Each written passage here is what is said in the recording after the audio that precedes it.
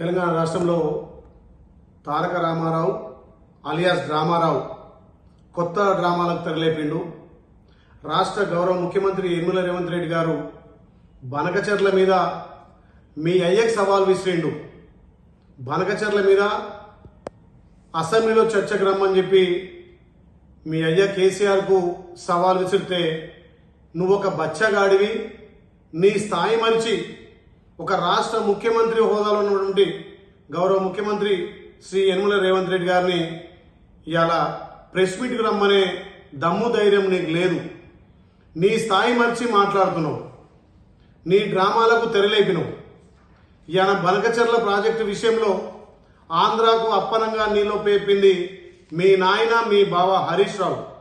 బనకచెర్ల మీద దమ్ముంటే ఇప్పటికైనా స్పీకర్కు లేఖ రాసి అసెంబ్లీలో చర్చకు సిద్ధమని చెప్పి మా గౌరవ ముఖ్యమంత్రి సవాల్ విసిరితే ఆ సవాల్ స్వీకరించలేక మీ అయ్య ఫామ్ హౌస్కే పరిమితమైండు.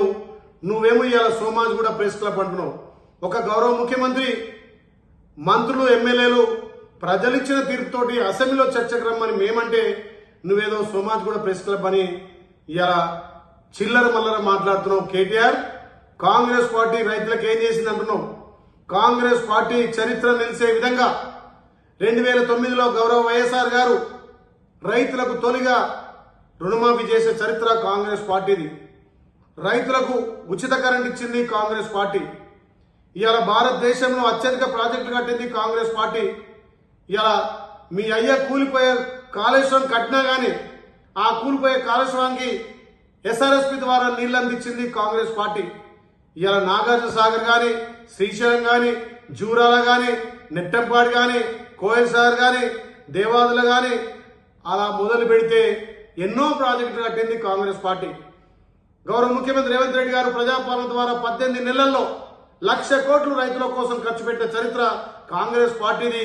ఒక్కసారి చరిత్ర చదివి మాట్లాడాల్సిందిగా కేటీఆర్ హెచ్చరిస్తున్నాం. కేటీఆర్ ఒక డ్రామారావుగా డ్రామాలకు తెరలేపిండు. ఇవాళ మా ముఖ్యమంత్రి ఢిల్లీకి పోయింది చూసి ఇవాళ పారిపోయినట్టున్నావు. మీరు 10 ఏళ్లలో అధికారంలో ఉండి ఢిల్లీ నుంచి రావాల్సిన నిధులు తేలేక చౌట దద్దన్నం లెక్క ఢిల్లీలో సఖ్యత లేక మీరు ఎలక్షన్లప్పుడే దోస్తాను తప్ప నిధుల విషయంలో కానీ తెలంగాణకు రావాల్సినటువంటి వాటాలు కానీ ఎన్నడూ కూడా మీ అయ్య గాని నువ్వు గాని మీ బావ కేంద్రం నుంచి తేలేకపోయారు. ఇవాళ మా గౌరవ ముఖ్యమంత్రి, మా మంత్రులు విదేశ పర్యటనలో పోయి విదేశం నుంచి ఎన్నో వేల కోట్ల నిధులు తెచ్చి ఇవాళ తెలంగాణ అభివృద్ధి చేస్తున్నారు. తెలంగాణ కట్టే ట్యాక్సులు, తెలంగాణ కట్టే జిఎస్టీ ద్వారా తెలంగాణలో రావాల్సినటువంటి నిధుల కోసం మా గౌరవ ముఖ్యమంత్రి ఢిల్లీకి పోతే పారిపోయాడని చెప్తున్నావు. ఇవాళ నువ్వు పారిపోయే చౌట దద్దన్నవు. మా ముఖ్యమంత్రి గురించి మాట్లాడే నైతిక విలువలు లేవు. కేసీఆర్ స్థాయి అంటున్నారు. ఏంది కేసీఆర్ స్థాయి? తెలంగాణ అమరుల మీద ఏర్పడినటువంటి తెలంగాణలో అప్పనంగా పందుకక్కు లెక్క దోచుకొని ఇవాళ కేసీఆర్ స్థాయి అంటున్నారు. కేసీఆర్ కు ప్రతిపక్ష హోదా ఇస్తే కనీసం ప్రతిపక్ష హోదా నిర్వహించలేక ఫామ్ హౌస్ లో పండుకుండు. ముందుగా మీ అయ్యను ప్రతిపక్ష హోదా నిర్వహించమను. ఫామ్ హౌస్ వీడి ఇవాళ రమ్మని చెప్పు, అసెంబ్లీకి చర్చకు రమ్మని చెప్పు.